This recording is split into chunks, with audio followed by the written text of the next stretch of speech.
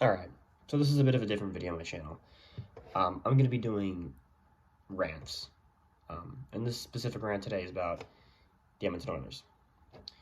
And specific player. Now, it's not McDavid or Draisaitl. Those would probably be separate videos.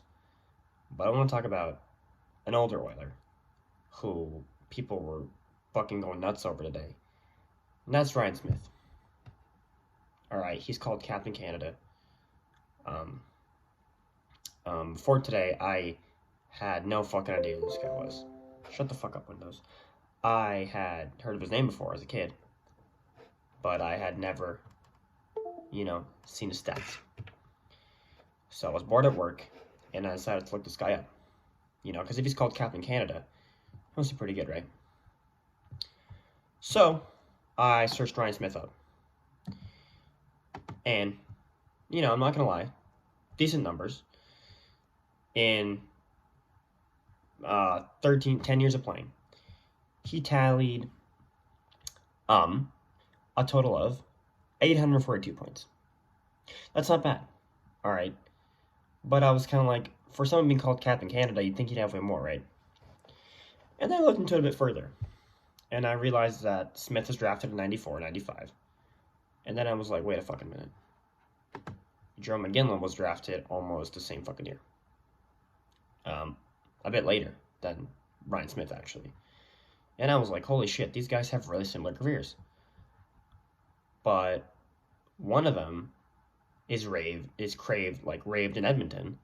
One of them is craved in Calgary. And I'm like, so these guys must be pretty similar, right? Really high caliber players for Edmonton and Calgary. Both led them to a Stanley Cup final in the same 2 years. It's almost the same career, right? Wrong.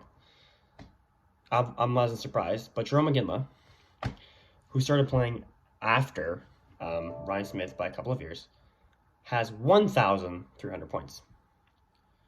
He has 625 goals and 675 assists. Ryan Smyth has 386 goals, 456 assists. And I was just sitting there at work thinking, no fucking way. This guy's called Captain Canada. And then I went a bit further into the stats, right? So looking at Smith's season here, his highest point total was 70 points. If my computer decides to stop being a fucking cunt. 70 points. 2000, 2001. 31 goals, 39 assists. And I'm like, 70 points. Okay, that's not too bad. And then I'm like, let's see, Iginla's highest point season here. And then I scrolled all the way down, 2001, 2002. Iginla had a total of, let's see here, points. 2000, 2001, Iginla had 71 points. So, honestly, pretty similar seasons for that year. But then you scroll down a bit more. And this is where you realize a player that, kept up his point totals, and one that just sort of didn't fall off the face of the earth, but was nowhere near the same level as Iginla. So, in 2006-07, Iginla gets 94 points. In 08, he gets 98 points. In 2009, he gets 89 points. In 2010, he gets 69 points. All right. And I'm not even going to talk about Iginla's 50-goal seasons, because that's another point. I was looking stuff up, and I'm like, did Ryan Smyth ever reach 50 goals? And I'm like, holy shit, this guy never hit 50. I was like, no fucking way, this guy's called Captain Canada.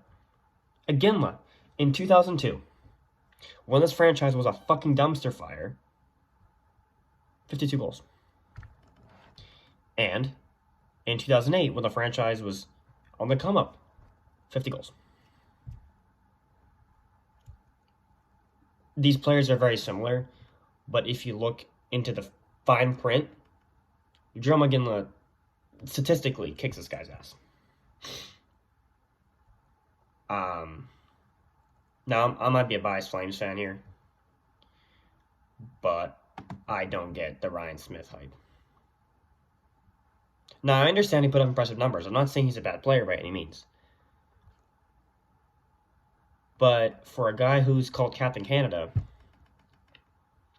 you know, it's like, comparatively speaking to Iginla, who, also they both play for Team Canada, but it's just, I don't get it. I hate me all you fucking want. I doubt this is going to get any views by Edmonton fans, and if it does, well.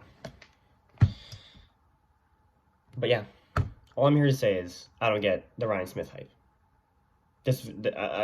I know I'm late to the party. This guy fucking retired 8 years ago, and he hit his prime when I was 3 years old. But I don't get it. I don't get it.